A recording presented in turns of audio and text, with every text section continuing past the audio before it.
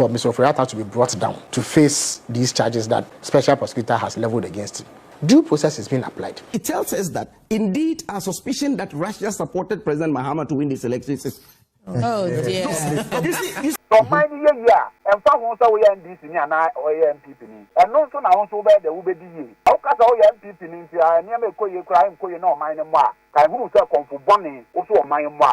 Who's Timobi? Yes, some my phone in a quaba, a BM Emma Jumadius, Fanasia, and summer a cosso or my gunemu. Yadini na bra for and what you know, ya baby and semnim na a demon como Ken Ofori-Atta, former finance minister, 2026 ye asuse obabe PM, and answer on my PM or my gunnemono, and come over bri in a freche. Eba Felix Ofosukwache din komo na enkomo na chino e kamia kwese ye anya arehemu quick one ebewram na yakotie ne nkomo no ene wachino abusua panikofu so aduomi ebewran semnim His Excellency John Mahama enkomo bebre so de free mampani aso ye eba after se America wo mokokoche Venezuela mampani a okoje to ablakwa eri statement eba bontin enkomodie bebre ekoso ewo omai Ghana mu 2025 enema kosei 2026 edien ena o expect Abass Nurudeen so adin komo ewo che quick one yebewram na afenu ya bonsam no ho komo baransa na no yenkoni yekotie nsamu a Felix Ofosukwache area tudwa afa Ken Ofori-Atta ho quick one yekoba enkomo eche papa. Is this government disappointed in the handling of the case involving the former finance minister, Ken Ofori-Atta? There again, rule of law. It is regrettable that he was allowed to slip out of this country. By the time we were not in power, he slipped out on 4th January or so.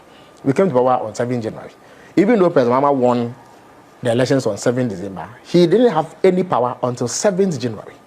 So there was nothing that he or the NDC government could have done about it.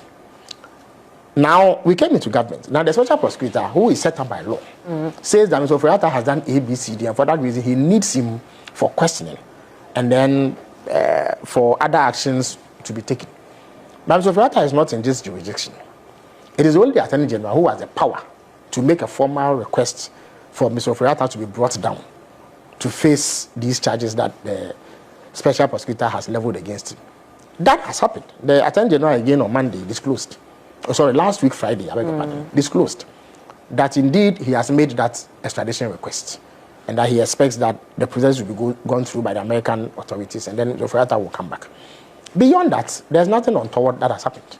Of course, we all wish that Mr. Ofori-Atta was available, as others have been available, for him to be taken through due process. Because mind you, no matter what you suspect somebody to have done, the law says that you have to go through a certain process, and that is important. So that persons who have not done any wrong are not falsely punished or are not wrongly, I beg your pardon, wrongly punished, which will be a travesty, to be a terrible tragedy to put an innocent man in prison or impose any form of punishment on him when he has not done any wrong. So even if you think the person has done wrong, you must take him through the due process. As far as government is concerned, due process is being applied. Of course, there can be criticism of how slow it has been. There can be criticism of the special prosecutor's approach. Like all other public officials, they are subject to public scrutiny. So the public is allowed to express their views on their work.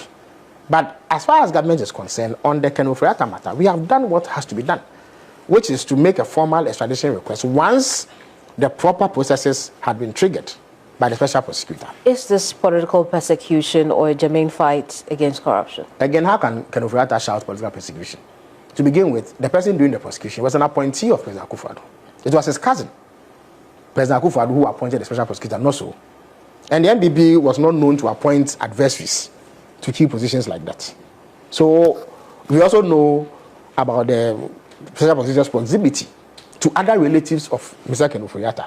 So on what basis are they shouting persecution? Indeed, it is not this government that is trying or that is seeking to prosecute Mr. Ken Ofori-Atta. I'm aware that the Attorney General is looking into other matters relating to him, but we've not reached a point where you can say that you are going to prosecute him yet. But as we speak, the 78 charges that have been leveled against him have been brought against him by the special prosecutor, who is an independent entity created by Ken Ofori-Atta's cousin, President Akufo-Addo. On what basis then? I mean, I see what you're doing, yes, but so we cannot extricate the government of the day from the process. How so can we not be extricated? You tell me. How so? The people claiming persecution. And indeed, when Ken Ofori-Atta was in power as finance minister, were members of the NDC not put before court? And why is he special? What is special about him? Why? Since the Fourth Republic began, or even before then, have several former public officials not gone through the same process that he's going through? Why would he single himself out? What is he being persecuted for? Who is doing the prosecution? Well, because he's a political opponent? No, I'm saying that. So when Ken Ofori-Atta's cousin, President Akufo-Addo, and Godfrey Dame put the likes of Ato Forson before courts, what were they doing? Was Ato Forson not the leading personality in parliament for the NDC at the time? So what were they doing? Were they persecuting him or were they prosecuting him? If they can prosecute an opponent and there's no persecution, why should they be treated differently? We cannot paint different folks with different strokes. You understand me? And I don't think that it is proper that we entertain this sort of thing. It is a baseless accusation that has no merit, and same has to be dismissed. Does this government see an extradition happening next year? Well, at this moment, it's entirely in the hands of the U.S. authorities. I have seen people attempt to raise persecution. I don't think the American authorities simply renege on their responsibilities merely because we shout persecution. I mean, they know for a fact that Ghana is an open democratic society. They know that we have a time-tested judicial legal system. And they have representatives in this country.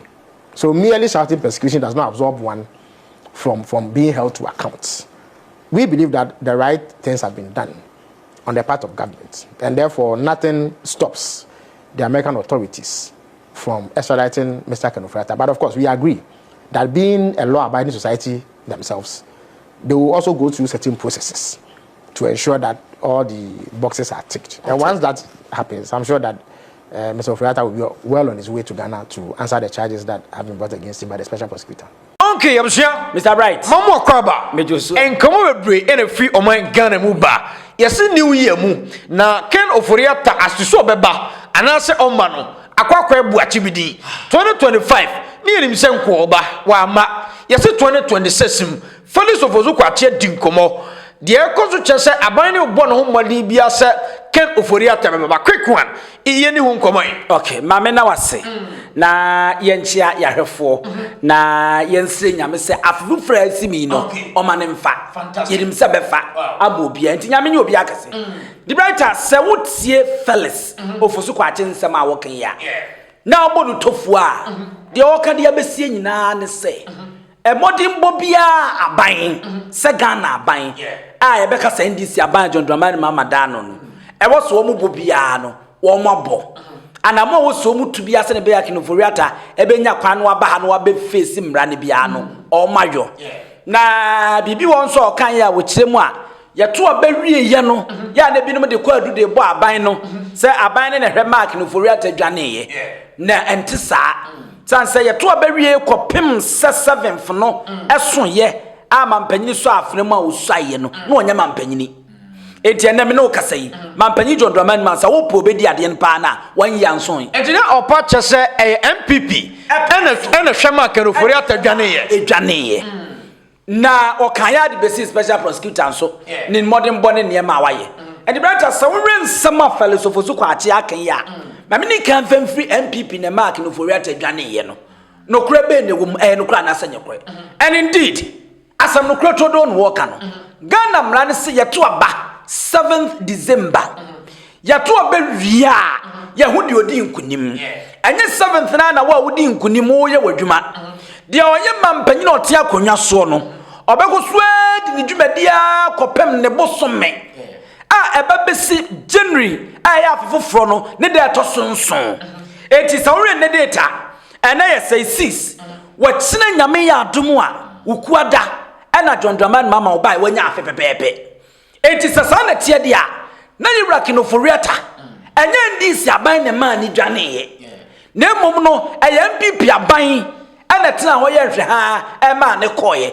en no akinye bia ne ho ho ebiem se ye pekoduru pa se de bo obi a oka bibi wo na na dan kwakufa no onye na appointment kwa won se dan ni obi akekese bi obi ma ye dime fama no obeya appointment na botaye wom na nipa no bekom no oben no and so re philosophy akwachi asema wo kan ya wo se yewura aye kisi agabin na na kwaku fado no anu nuanom namfofo bekom no oben no and indeed yet see the prime minister make a prime minister on prime minister kro prime minister be asem na make na na kwaku fado ye ka ne penso ye ka prime minister hwana na onim no ni nuan bedi atu ana me hanya bedi atuo ka ba ko me finidi tia ya na no ho nwi ni na yi me ye ka me kan dia me ka onu na ni gabi ana bi o che da ko onu ye se ni twotwom pa ani kisi ajaben so appointment na answer da nkoba keke si e koyi obi akeke na mum obi e betumi manipulate no and indeed so the last time I got you say it was March 2024 and Nkrofo tro krata de ko make kisi ajaben say Ken Ofori-Atta yesi se no ye serious se obey independent obi odene ho na obeko de amo man na ye keta hye ne kankan a enkamuwa no to nsa de frɛ no but sometime no na ye incumbent na dan kwaku fado aban wo mu kisi ajaben ne yonko gabiote da ko na won na ye prime minister no ene o enu ntine na adin so betumi ato nsa no de afɛ ye Ken Ofori-Atta o ye finance minister se na beko ene o ye nhwe ha eti so wuya ya to bewie amampanyi John Mahama nya kwan so afena mu so wie ye no afena kisi ajaben ni nyansa no efiri ne to ebe se ni tirimu a wo sase se wo keka no ho no otu anamon se ne ebe ya obenya Ken Ofori-Atta no aba sad time no nso de nani akirem a okọ America eti so we nsema Ken Ofori aye philosophy ko ache eken a samienu we akinye bia ne ho e wo ho ebiem wose aban no aye ne omo betumi se ne be ya nkrata no ne ne ma wo so omo tro e de ko America se ne be ya wo mu nyina beba wo mu nyina baga na Ken Ofori-Atta awia na bebo ye nyina ne ehu kwan e be fa so ye ni be gina mu na se age sika ase aban no so tro wana mo 2026 ye ye hia Ken Ofori-Atta okroma and indeed so de wo kan e no kre aban ne to na mo but na mo to no is it enough? That is my problem because I'm still finding it difficult. Because yenim anima akoso Ghana na mo ye Ghana fo a America ban person nsaka wo mo an nsaka wo mo ne ade untimi nwane mehya no se America ban person obefa wa say America ban say yesebie kusebie kronto eye wono nipa no odwane na obehye Ghana nko obefa no dada mebo ana eno die akwa obefa no ko and US grantimi ni nsemu no fi US na mehye Ghana. And what is the problem? The actual problem. Okay, me fan say no. Afa na Attorney General, say Attorney General agi case ni bi because na case na wo OSP sem. And I say OSP as asem no ye beka asienka enani abe enti sesi me no kase no I think say Attorney General de no agi asem nim. Ti 2026 ye nhwe. That is what we are all expecting say Attorney General because don't just say OSP ni delay sem no. Because all the 76 charges to obi so 76 charges required abekra na ebedi awie and then we we cross na 4 years na so and I know the charges they bet me the 1 billion crowd atoso but charges now they ato so no emudro ne tisai se nipa ne benya kwa no obegina charges nanim no yi na no na de e ne say ye atwa we afiri mu we de adi gina no de abu no that's the problem say and so we sikasem afa Ken Ofori-Atta nsase na si etimi atwene de na ba di better na yense kan ya de baka and me ne wo kasai anu bi ne wo die say o ampeso wi o man sika anu bi ne wo de fa lawyers ye and e be si Sam Ken Ofori-Atta say ampeso wi o man sika oni nwie enti eden na ye me ne wo kasai ya wodom level kan e auditor general wo se Attorney General nke kan ne ho okay ayesa amanipa agidia na nipa wo ewa aban mu ni titiu no ora na no no akasa kan ho ya odom level no ama na ekofom and indeed Ken Ofori-Atta yem the major factor me say I'm telling Attorney General there Attorney General there say me fa ne say afa na nsem no ono no abam o say obechem say okasa OSP emfa nsem ni bimra but otwen ya na ma tem say afa na o say ye ba be wie 2025 na no de nsem betu da de ntwen twende ye twen but the question is senye sabio Attorney General won tena wa ntwen say bia enya constitution anim such a chen special prosecutor and one also dealing with corruption. See a constitution ma wo kra na yede mrando do ndi ama wo na kase ya ne hye wonsa. Okay I think say OSP no OSP timi di nipa court OSP ti o betimi edi nipa court ya say oye wi ade so de come Attorney General say wo ho na ekọ I want to what's echo. Who put the charges in review more way in Nano? Now they are come Attorney General. Now Attorney General. I'm sure say. I OSP no soon cause trouble because ebia OSP and now can NPP ni enti Ken Ofori-Atta semi se odebako no madi ni ntemti obetwentwene na ase ne oba oyese obe na asem na fuliski meto ase pa enti na me se OSP ni ntimia and na wo a wo ya ban lawyer panyina wo na wo gina ho between the state and individuals are able wo man no and na wo momu nsom na wonye. That is my case. That is my problem. It is potential abino. I feel where the enfani ni agro. I'm telling you. You better try. You better candy. You better yeka. Especially orano because obi ehe ni mu. Tia John Mahama. Attorney General kutinga. Ani obi a wo se mese. The special prosecutor office no. Esi ho. Efi ni ho. But the special prosecutor name na se wonim na dwuma. Pam no. Na po obi a owo man no do. No ina ju so betimi aye adwuma pe obi a won meye se NDC ne edi nkwasem NDC aban ne womtimi hwe ye to obewia no odwane ko pe obi o meye se NPP aban ne wo so eti nyem obi a wono yi obi a wono de wonye neutral but at least owo man no do o betimi de pepepe kisi jabi adwuma wo ye ne se de wo sisi twetwe ne nas me abusua panyam te mu se adwuma no ntwe nye because ye boka de bia ye kodwom de bia ye kofa niam beton ne nimpa na wote store na no na wo ton niam na ton a ye nya sika no ne asa nyamfa so eti de enkwase ye dwa ne yedi ne sa no mummi enyi kise jabe ni mfiri ho no John Mahama se owra ne be ko ye di amawo na wo po bi o metumi aye adwuma na I think se kise jabe obe sabotage wo yini firi ho ne mpo bi o ye serious no o me who this office yenko na fe no yenko this video emra na enchen no kudeta blackwa Erika Tababon, Ministry of Foreign Affairs, we said, US are na womo ye no, womo nye careful. Venezuela president a woma koche no chi na Ghana fo bi chem se okujeto umi ente baby. Ebi muso se dabi se ai unu se obi aboje se hia, unso sensuo si udi ho. Obetimi kwa na kokoma nipa no because e difference so e ba so. Abusua Ghana fo bi edi nkomo bi na nkomo na no hye do. In very simple terms, what are you saying? He shouldn't have responded? He should have condemned it and leave it as such and do what South Africa did. Because South Africa said the Security Council will have to meet and take a decision. This is what South Africa wrote. I think they are meeting today. Exactly. So a lot of the countries had really written this. But if you go, then it tells us that indeed our suspicion that Russia supported President Mahama to win these elections is oh dear. You see, don't discount that because in July, the only country President Mahama visited before the elections was Russia. And when he nicodomously entered Russia, Daily Graphic reported that he was in Russia. Joyce Bao-Mutare said he was in Russia to translate his book into Russian language. The book he wrote in 2012. After 12 years, it's now that he's going there to do that.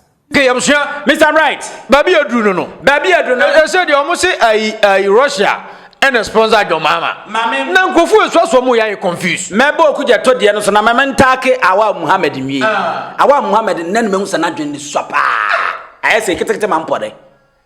Auntie, Vladimir Putin. Russia man penny. Ono no ma ba omiade dollar nko do 17 ana. The santem ono no de goggles.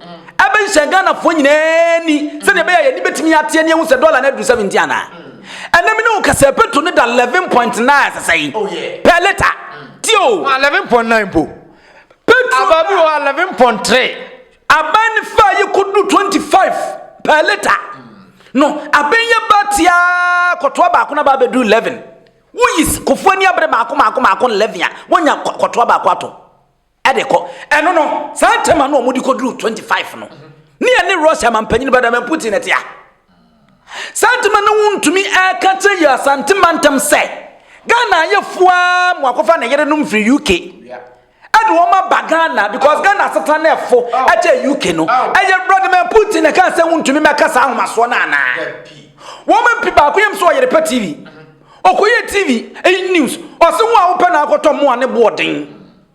Emu bia nu ane boarding. Satam brother me Putin e wo ka asam na kire no. Brother me Putin, wonu no ka kire Dr. Alhaji Mahmoud Bawumia se, won kan kire ye se Palugu da mo aye. Aye $12 million ana. Abra ne ko sire mon ma ne wu Palugu Dam. Na wono na sabe ka kire no. So wokoye campaign won kan kire ni nuanom ntafo se. Wo moto Obama na Palugu Dam no oba be ye. Abra wodi kan ka sa wa ya na. The better. Sky train aye $2 million. Ya tuya. But ye hu pikas mposebo fom. Eno no ayamimi no mienu. Anasa Russia mampanyini wo ba Ghana. Ana obeka chese munhu he mumra na mahwese wo motua sky train sika but wo nye enia. The better. Me friburu is na eba sesia. Wo mo say me no kasai beans. Na nanda kwa kufado. Na botono na 3000 and na botono about 1000 so kro munya microphone mato. And guy ni catch me plane me wo audio no ha obekwa metimi abo. Guy ni catch me plane say na nanda kwa kufado person kasa me nka beans na do 5000. The better and no na ya brother man Putin. And na kasa ansem no ade kire wo mo east one man na. The better and what send niema na ekoso ne amaso kankan ma wono awa Muhammad okoje mo ane anwa e di free NPP wo ma wo twen ho di free NDC mu no enye bi na to Ghana fo no ana enti adenti on say de bia no omo insult Ghanaians and the more you are insulting the electorate no anu na wo mo bufuo se wo ma Ghana fo to aba nyina de ma dwondwama ne mama wo mo ma nto aba mfa ama mo ene wo mo bufuo yo ma nkoto aba wo mo so wo mo jimi say yetu yenim nyansa bibi ko Ghana han ma yehu na mom dis obi free abrochire no aba be ka che the brighter say if I were na kam ye NDC fo a na ka 2024 na kani kwaso mo de ka president o mo campaign mu en ka still ka Ghana fo be to aba de amom because na at stage bi na bedru ya so mo so say wo mo hwe de ye koso na asemi si ya no kujeta the statement about bonten say Ghana ma say yentre ba bi nwini ye wura mpreko ya trewe enye ye mampanyini ko US no ni US mampanyini ko shiade a eye fine ba mampanyini ko Russia no ni Russia mampanyini ko shiade a ene wo de oman na ko se Russia se the better e be some na United Nations wo mo ka ma men kan sam kakra bi ncho in the aftermath of World War II the United Nations Charter established the principle of non-use of force to resolve conflict between states. It calls on its 193 members today to refrain in their international relations from the threat or use of force against territorial integrity or political independence of any state. The writer, Yamaka nyina chema. Abre wiase kokese atoso mienu ba wiye no. Amansan kubata United Nations ahyemra. Ekuma wo mo kan ho Venezuela ka ho bie. 193 say obia no wotumi say odo wo hye ekotu se ne yonko amanso ana okofa ne nomum ede wo hye de makan ene de America John Donald Trump aye ede atia Maduro e wo Venezuela no enso so ba ne dantemo who your mind to say Ghana and Ghana is part of United Nations amansan kubata nation and amansan kubata ekuo no ye ka ho ana semu ya tu ukuo ba oba ekata so mumu aso the better da bia me ka se obi ma woduane di so bonum no nchese nipa na ijimi amen kan kire no ka je no mfena duane na kom ne nawu I'm telling you chese o me duane di enti no me ba na be serve me anu obegina manim no atabun e de agu manum enti oba chese ade aban ne ye no eye ne kwa so se US wo makwa kochi Venezuela president na Ghana ye tie ba bi ne ye condemn se the US ye na nye I'm telling you I'm force yentre ba bi nwini ye ho Abra Tamas adia ukodro ekache satam swafo we no wo UK mrefinidin se wo mu sika wo mu de be manyan enu tu no wo mu be hye se be ma mfa ne yonko be ma to oba ne yonko ba ndo twede to wo mu a o mu mfom sika ne yentre hem na nyade obaji ge atumu da Ghana fo nyina sori bo na baso eno de ma mu mfom so ye nyina sori bo na baso se mampanyini de wo yaade mampanyini de wo yaade enem ne wo kasai America Echo court se wo mo koto de atia LGBT Supreme Court na anyantum eti wo mo entertain gay wo hono the better se wo mo na die so they are forcing us the Europeans the Americans they are forcing the West Africans and other Africans say ye beji sa LGBTQ plus ne kio no e de atum eno de anya adwuma enko ne enko jintum eno de anya adwuma ade na no de yetimi anya ukodro ti from ha se no de ye nyintum ne And we are expecting say na now go for besan one sign and ne. And John Dramani mama buy awa ya what we ya the egu nchem so wonko no ngwaji ntum. But obi tim kwanchan. Ya se so okoto sa aboa bi si unua bi so a. Kan say ha aboa sorry yeso. And can say sorry no so. San so the feel so the beba so. I am not against Venezuela man panyi Maduro. Odin se hunu. Na John yes Venezuela man panyi so odin se hunu pa. To be frank say oberi ase. Na wo ka aman a ebe nu boni hu dwa na omo ya ade ne nu boni ekoso wo mu kroma wo ka Mexico wontumi nyi Venezuela film wo mu nyina aka ho and America man na de kokobon san de ama wo mu a se wo mu smuggle afa oil nsam ka ho and akọwen se di brata we have the laws the international court ewo honomo the Hague ewo ho ti se wo free se mampanyi na de na wo ye ne nya and na won samai no na wo de wo hyekoka and the member state of Ghana no aba express ourselves what dia no de compare South Africa na South Africa ban e bi ne Ghana ban but John Mahama sunani edin pa o actually how and brother and na mka chen say so mama duane die ndi brother mema won techa mfa ho die so da wo me ba na osabu maduane abegina manim ne ho na wo betande agu manum a meka just fan kwasesem kɔ na fo aduane kɔ meja aduane ni di enipa bia wotu akura wonka integrity umudie mu emma obi sika fia bi ode ma wo ana obi pepe bi obeye wuntine ebe kata dia enya wode ye so eno ntine ade America hwe no hwe sei it is anya America ye ntime nhome ana America na me mframa indeed there are some benefit anya di flo na bisa ho se America man nya benefit mfam free ye hɔ a enkom meye sa de omo so de ye man na ana di breta kokoko enuane kɔ yensu ye wemfudie gold kɔ ti sɛ na yensu ye hia school na obesi school aman ye electricity na obeboy millennium challenge ne ade na obeye ne mabia ma na afi bia discover ye ne a ene ma obrofo wa awiade afre bibimam Ghana na megina ade ko wo mu kromu no ade ko ye sanu na bibimam nyina nsa aka enka nie etimamu ma ye mfa hu America sɛ America president is an ordinary president say Ghana president dia emani mu ye duro eni nyansa wo mo nya no man fakata hye pra ne kankan na ni di wo mu no matimi dia toto wo mo niema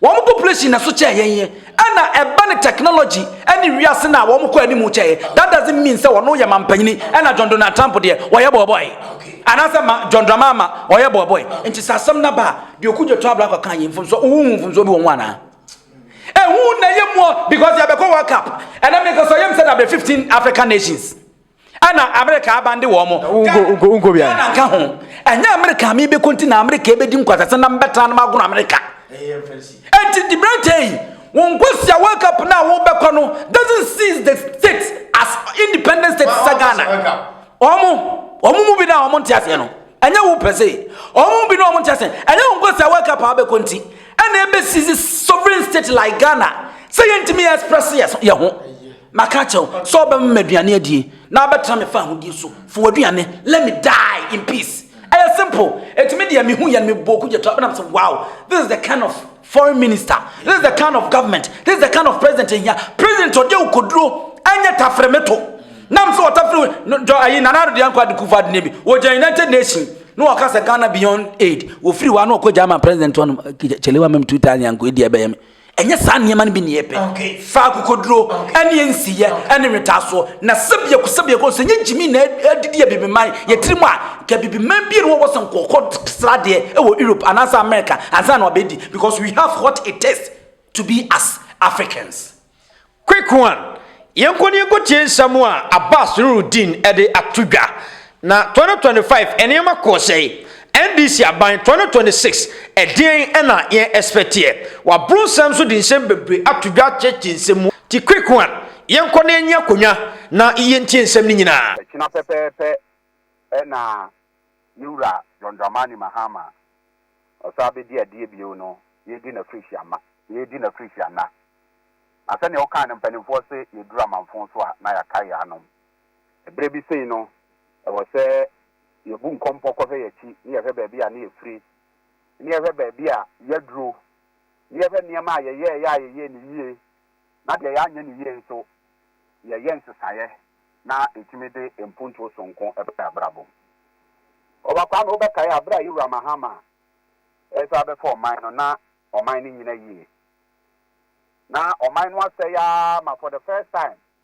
obosia yakobo ne wiase adwaman so kra na yentimi ntia ama wiase nyina aboye perfi ye moye bosia bio ye economy no na say ya ma all credit rating agency a rating no junk na chese enye kra na dollar ene number bi inflation ene number bi enkwala ko school nya aduane ni enom ni ade e ma foforo bebre ka se kebe ye kra Owura Mahama manemba cause o mine no be bi aseye duro no o mo nyi ni se obetimi de enfie nan asa se sa o mine shebre ama abegina ne nan so ebio ba Owura John Mahama so e ka tro ho se sebia nyaado se oyo hini na udi ade a usan se papa mu oboni mu ukram edwo gasa niama enye no no de o pe bia tena adwojo ne ho sanse be man sinsi o mu ansan no ham se me o man ni tie bia no o gidie se ne nim de me si ahunu ene ne hunu mu no obesomu a o man no ebeyeye enhran kanyame yewra abeso o man ni mu afimu ani na nyankopon a sebi wama na basa kese aye kese wo yewra so na ni nhire di na chinti no ade a obesom se ya nwea kra na adane sika kokko na o man no a afe ba ko pepepe twemu ni esi apeni ye twa jadoɔ ye pantoma gu a ye hu ya sene mu no na o man no sebra sa adane biu ama obi a hunu se o man no afiri amana donko a na ye wo mu no a enne ye kɔbɔ hye asase so ya me kasa afe ba ko Owura Mahama etimi dia sesa bibia na ma yutiafo ayi mini Abass wotie NPP for no so narrative wa mo se mo ba ye monko IMF nkwaje ebusia bia monko bond market enti no eniema awodo a mo beto ye no ebi ye reserves na wo ho na mo de ye nnwuma afa de to so mienu go for reserves G for R no wo mo na hyase mo ba ye no na mo use sa template na mo de ahete na it's a hit man. What we say asamo mo kano enye sa na ti ade a ama NDC abai we ade a wo ye bia ye yie eye de broni frɛ no fiscal discipline and responsible governance na meti break akra na ma kyerem okay on say Owura Mahama oba no o shebo bebre no na Ghana fo gina so e de to abama no ne bosha no di kan ne se oba na so afo do mo be ye adwuma no obete so from 125 no ananado e de ye adwuma no e de aba 60 and ne cry wo 58 na by that singular actor Owura Mahama had ministers so from 125 to 68 in 4 years obe save Ghana over 9 billion and ne e be $90 million 9 billion no 9 billion ni be $900 million sika Owura Mahama save just by a year cutting ministers from 125 to 58 because the minister you better VA tamano you better salunka amano or kwa you better Gracia and prepare the bebre and the sika no you the productive sectors of the economy adia ba konso Owura Mahama aya no bi ani na esan se yenhunu bi da e ye kwan a wafa so wada da sika semu a and the dollar etimi 17 cedis about 10 cedis as a chairman say ebra na Owura ba umi aye head of economic management team o abuso kan o so am magazine now for $10,000 e de akọ class pass o Korea de aba Ghana sika na wo hia e de akoye 1.7 billion now 170,000 and then in Sri Lanka nyame ukra 100,000 na 101,000 a unyabi not say just by the prudent management of the economy no $100,000 via no Owura Mahama save Ghana media a year 600 million Ghana cedis amaniama aba niama boy day aba from iron rosa after I said 2024 16 mm 1 ton na 9,400 no 7,200 in there two difference in quite a 2,000 Ghana cedis. Yes, cement. I call ya cobro 100 Ghana cedis. I could do 120. And they will cross 72 Ghana cedis. Unya cement in the day. Eto. Petrol 2022 November. Diesel boy diesel one gallon 106 Ghana cedis. And the diesel 1 gallon in new 60 Ghana cedis. I'm a driver for 1 year Juma. Omunya bibi e de yede e show muboto omunya bibi di kofie ama ntokwa abere bi atwam na omo ne omo yere no omo kọ omo yere no mfi se omo akọfa mpna wa bontene ni nyina to eta bronya ofa e wa woni menyini bebredie the three time ni frɛ di ni hu bronya ayede a nipa die obia sikani hia ni obia ne so ne de watinye di bronya e chen afi bronya da ofa ebebe na wuti say ye di bronya nipa pia kojomu kodija ma bojabuma bo ebi nko ebi ma ene bi to bi ti ebi to ba ha ene ne fire service for na bi nsi ogu nipa so fa wuti bi mpanyin sem da bai enya nkan kwa wo kumase bebia na ta so man no ye ru eye bebia ye pe no de but eniema asesa kakra na wo kwa MPP was I mono foundation a omuda ye na ye beto aso wo fa gold for reserve asemo aye kano the first time a Ghana ye share gold for reserve ase 1961 oba obeti na check records no Kwame Nkrumah e share gold for reserve ase 1961 but in 1962 gold bought by from one my the year non competitive and ye suspended year 2021 and a central bank governor Addison. If I offer to be a friend of domestic gold purchase program the other day, a buyer, a one year gold for oil, a whole and a year gold for reserve. Now you must say, I want to model Sanchez a buyer, no. And this is will be by $1 and this one. Baby, naturally say, gold for oil, gold for reserve in and of itself, no. And to me, Emma Hutoma, I just say it is coupled, it is linked with other macroeconomic or monetary policy interventions. I know that people want to be on your day. Annual.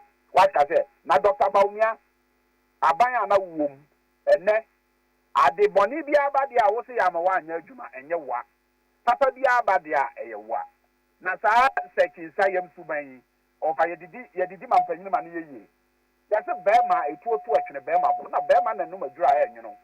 It will not take anything away from you, so that I say. Abai no MPP ni nyina yi wo mu ye nyina na niema nkoyi enti papa o boni o esimeso ba wo de papa ba o ya mia ya kwa se de nyankopon kora be boni wiase no Dr. Baumia na ka kire nyame so mo wiase bibia Dr. Baumia na ta se ata na na do de obedi ade wa anya hwe ba boni bia de wo se o atema afia ya ma wa anya hwe ya kekire won sagu Ghana for has seen through that deception ba o fa ne ho kra ne hwe ne de and your papa, you John Mahama by your wire, and I come once them. Of I wouldn't say, might be as a betum ponia, and you clunk it to a mumpuntu. But I had the last 8 years, a dear Bakwa, Nanado, Dr. Baumia, by year, the rural development from one. A district assembly common fund, and necessary come here, dear Juma. Let's ask the canon your day, Enko. You be ye procurement bia ye basic toilet ye be ye nkonya kra akra ha ne ye de ye no over 2024 district assembly a wonya sika kese kra ye 1 million Ghana cedi 1 million no omo expenses kra na ntimi emiti but ne nhranka nyame sika kakra NDC abaye ba ye beto ye no and the district assembly a ye sabi ye wokru kitwa ma enya kese kra nya 6 million Ghana cedi for 1 year na Ibinya 12 million, Ibinya 18 million. And I John Mahama after the Mra at home. As you can write the Bramono, young Hamamun needs, no. Enti, Sicano for BC 24-hour economy market. For BC 6 unique classroom blocks, by a miensa. For BC chip compound, Ebay Menu. For be a year sanitation. Na a Kromunya day, and Tinanipanya day, and Yajuma. Abua, I'm a rural development I call for no. Of I say ye day a pijama and the NPP, Nanya day, na entisa. Ebio, Yabaya Fibako, the first time in the history of the Fourth Republic, Abaya Fibako won't say a corruption scandal, ya. And yes, saa kwa nhyehyɛ yɛ pa aban de egu akwan mu no na ama yɛduru saa mpɛmpɛnsoɔ no na deɛ na aban no yɛ a ama yɛakɔduru saa mpɛmpɛnsoɔ no yɛwɔ adeɛ bi a ɛwɔ yɛ Public Financial Management Act section 25 a yɛfrɛ no commitment control sɛ ɛnɛ yi obi bia a woyɛ aban adwuma bia no sɛ wopɛ sɛ wokɔyɛ procurement bi agye sɛ wode kɔ Ministry of Finance ne yɛhwɛ sɛ ampadeɛ no a wopɛ sɛ woyɛ na ho sika wɔ wo budget mu anaa yɛni wo budget mu a ɛyɛ adeɛ a bɛma ɔman no value for money anaa na sika a wɔatwade ato adeɛ no so na di ne boa anaa na yɛsa yɛ corruption risk assessment sɛ adeɛ no kɛta ase sɛ kankan ne prɔyɛ bi yɛ dɛ ɛwɔ mu anaa anda NPP na saa adeɛ no ni hɔ nti wokɔ ECG a nipa baako tumi tena hɔ na wakra cables a yɛbɛyi so no 15-20 years na wakra ne nnɛ wokɔ board a koko bɔtɔ a yɛbɛyi so no 10 years na obi akra ne nnɛ because ɔde ne deɛ de ahyɛ ne bɔtɔm but na under President Mahama na adeɛ bi a wobɛyɛ biara no agye sɛ ɔde kɔ Ministry of Finance ɛma yɛ subjecting to value for money corruption assessment etu ntumi nyɛ deɛ ɔpɛ nkɔfa bibi ɛmfa ɛho ntansa ma yɛ dɛ ɛmɛbɔ aban no na woyɛ no firi hɔ a ɔfa ɛnɛ ɛto ahodoɔ a yɛwura Mahama kaa sɛ obeyi ama Ghana fo ko mu agye ɔmo a NPP foɔ kaa sɛ oyi saa toɔ no a yɛnyɛ sika mu man no ɛnɛ wɔyi saa toɔ no nyinaa no ba ɔman no nso yɛ dɛ ɛɛkɔ so ɛyɛ yi levy a ɔkaa sɛ obeyi afiri hɔ wɔyi afiri hɔ ɛyɛ betting tax a ɔkaa sɛ obeyi afiri hɔ wɔyi afiri hɔ emission levy a ɔkaa sɛ obeyi afiri hɔ wɔyi afiri hɔ COVID levy a ɔkaa sɛ obeyi afiri hɔ afi baako mu pɛpɛɛpɛ wɔyi afiri hɔ VAT a MPP 40 mu maa ni ko duru bɛyɛ 21% ɔkaa sɛ ɛnɛ ɔbɛtete no watefo ampa ama nnɛ ɔfa new year yɛ mu hwɛ a MTN kora send message sɛ because aban atete to so nti no ɔmo tariff no ne adeɛ nyinaa ɔmo atete so wɔfa me bo ana ɛyɛ no kretro do ɛyɛ yɛwura Mahama asɛm ɔkaa sɛ ɔde free university ɛyɛ no free stress nkwalaa eco school ɛyɛ 2025 university training college nursing training obetiko mo school fees no ɛnɛ ni nyinaa wayɛ dɛ wɔtua ama awofoɔ kon mu ayɛ dɛ adwe wɔ mo ɛyɛ adeɛ bi a na ɔso wɔde bɛba ɛbɛboa nkwalaa ɛwɔ nkuro nketewa mu a sɛbi bosome so na wɔbu ne nsa a wɔntumi nkɔ school na wɔnni sika ɔde bɛtɔ ɛyɛ sɛbi amɔnsen de asiesie ne ho nti na ɔne mɛɛmɛɛ de danom ne adeɛ no ɛnɛ yɛakyekyɛ more than 6 million free sanitary pad na ama nkwalaa ɛna assembly members yɛtua ɔmo ka bosome biara no ɔmampanyina yɛ nhyehyɛeɛ a bɔhyɛ a wɔhyɛ ɛyɛ sɛ yɛbɛtua assembly members ka no ampa ne ampa yɛyɛ dɛ yɛtua assembly members ɛka ɔde nhyehyɛeɛ bebree aba a apoadeɛ baako ɔde aba a me ɛda makoma so paa ɛyɛ adeɛ ɔde aba yɛfrɛ no Mahama care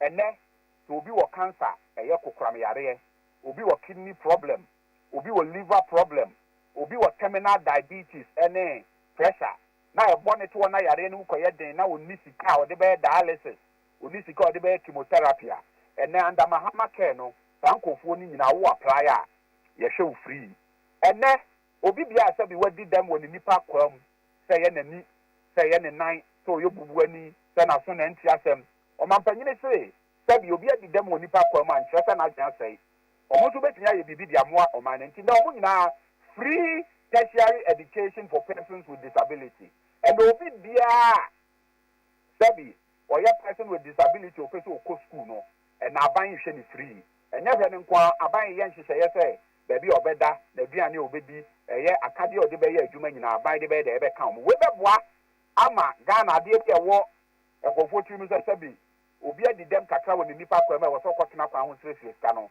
saa adeɛ no nyinaa bɛtumi ayɛ dɛ afiri hɔ ɛnɛ on the fight against galamsey nso no yɛwura Mahama ɛsɛ wɔwɔ yɛkunu a yɛtwa ne ti prɛko nti nneɛma a yɛde yɛ galamsey a ɛmɛ efuntum asase sɛ asase no ɛnɛ yɛsɛ ntumi nkɔkra excavator ɛmma Ghana agye sɛ wakɔgye clearance na wakɔgye clearance nso na excavator no ba agye sɛ yɛde tracker bɔ ho na yɛyɛ biribi a ɛfrɛ no geofencing woka kyerɛ sɛ adeɛ no mede kɔyɛ adwuma ɛkwan adwuma ɛwɔ Asante Mantam nti yɛde geofencing ne bɔ ho ne yɛhu sɛ wɔ northern region ne yɛhu sɛ galamsey na wode yɛ ne ayɛ dɛ ne abɛfa mining in forest reserve a ɔmampanyina brɛ so ɔkɔyɛ LI 2426 phase 2 a na ɛma kwan ma amanfoɔ kɔyɛ galamsey ɛwɔ forest reserve mu no ɛnɛ yɛwura Mahama ɛta saa adeɛ no nyinaa mu or the Sayan Swaba, ever Buama Mabunya Jumaye, a year Jumawura program, no, I had a Abba, Feed Ghana program, no, I had a Abba, and Kokon Kitty program, no, Abba, a year 1 million coders program, no, so I had a Abba, and she said, John Mahama, a castle by a good one, or castle by 24-hour economy. There was a man who bring come once and a 24-hour economy, and my young Musana, or Moka. The catch on money say they should go back to basics. 24-hour economy no ayeka and you develop a policy document. Now policy document na dia na na echre. Yeah, catch a 24-hour economy. A dia na na echre. 24-hour economy yeah say you be no. Nem kwa bata miansa. Abaya juma. Some Ghana it's a passport office. DVLA. Any temaport. Some Ghana for ekwaje emwa wo ha. Omoya juma 8 no mapon 5 no abaye so obetire mu ama omaye 24 hours ampa ene DVLA 24 hours passport office omoya 24 hours temaport omoya 24 hours so one component of the 24-hour economy is why they are started. The other leg of the 24-hour economy yes a year before ankwankreju media ase na ya abandi sika aboa omo na omo light omo use ya teso dia omo ni omo tax incentives and ye ya omo betumi atra o mahye mu na o maye no eno so nam kwam aye dey eba and na ban ACC 24-hour economy market e wo Ghana be bia district bi enya baako eno so ba that market no nipa enye dey enna wom be ya adwuma anopa awia enumre so the other leg of 24-hour economy ye verse 26 ya yesimu ye betumi atu ho anamo na boa o my Ghana enti bra kwame I say a card there but enne enyama kakra mabobosi ama ye ayehu so o man no sabia so sabia nyaado baabi a ne ye won na ano no edi baabi a ne ye won ne no enne eye chan nra na nne no a ye chan nra no enye sabi by fluke and I say no one by it's as a result of responsible governance, it's as a result of fiscal discipline, it's as a result of a year anti-corruption combat. John Mahama die gu akwanmu a ebuasa oman ebedi yie na mu nipa nso aye dey ebi ye koye nim no ye yesra Ghana for say omfam paibo enta John Mahama echi isansan pani se de opa ade akokotoko ne yenye dey yenye na bro o we se ne John Mahama etutu na namon sesie ya ebi atrasa papa no waba se ne maye tosu mienu no obegini bi obeye de aboa Ghana na wagya oman a ejina fatem papa so dia yedey amantirema ba nye obi anso ne prade pa obi o ha ne suban che reserve player jina park so obobo ni ye e so no so peti abonti no person ni namu buo na wo no yedey eba edi de aban ni ye bia no ma ye sesebi omunhunu ye ba no no de enye sebi obi mfom so a etanse obi a wahwe da se wada de o de ne ko hwe ni kanika de mo kura wonye dey onti Ghana for do no a enne e fan hwehwe ye pa aban no aye no mahunu eye bibipa e wo masetenam adwadie eye dey ekoso eye kuayo afi aduane aduane ankasa bebu amazese die akuafo kure nsu se e wo sa aban to aduane ni bi ye dey edisie ya mo pa ye se hwehwe ye pa ye de agu akwan mu no e betuo mu saa na oman no edi santam panita sumrufi do a na krama ye bebia so mine ye ya emfa ho so we NDC ni ana o ye NPP ni eno so na ho so be de wo be di ye ba wo kasa o ye NPP ni nti a ni am ekoye kra enkoye na o mine mo a kai hu so konfo bone wo so o mine mo a wo so ti mo bi bra kwa mi asem na wie ye no na eye ni Paul Yando wo ankasa onua Paul Yando edi nkomo was situation in Kumasi pa de since Mahama ba ye no aye den was it prekwantwere preko 9 no say 15 cities utom ye no 30 wodaya ase a eye sa ayine kakoye wodaya ase wodaya ase so ye 10 cities was o bre for Yando de ofiti bre ya che na ono ne bre ne de say obi kwamfo ano che kwa nya no aduro hey I don't know what economic situation and that for Yando kwa na e kasa na minim say your politics no your kan mu a se bi o ma che da so o ma da no o mo de o ye de o mo nti o mani ba na wo ko kumasi dom o ko se ne ye si atete mo bro nya emu a ne to no 650 Ghana 25 kg no and o kra 320 na wo ye bito yeah akoko broiler na ye 300 Ghana na wo kra 150 Ghana wo nya bi ye dey 100 be nya ama bro nya obi a di ne so ne de for yando de ne ana me nua no em say wo hu se de aban ne ye no be kasa aban no aya de a secretary Asante regional secretary no a open no onya nti e wo say omiemia nani ase esu te se de wo tifunu hu na otwa ajajo se niema nkoyi se niema nkoyi na the party for hu ne mobo ato abama no ba me de me kan say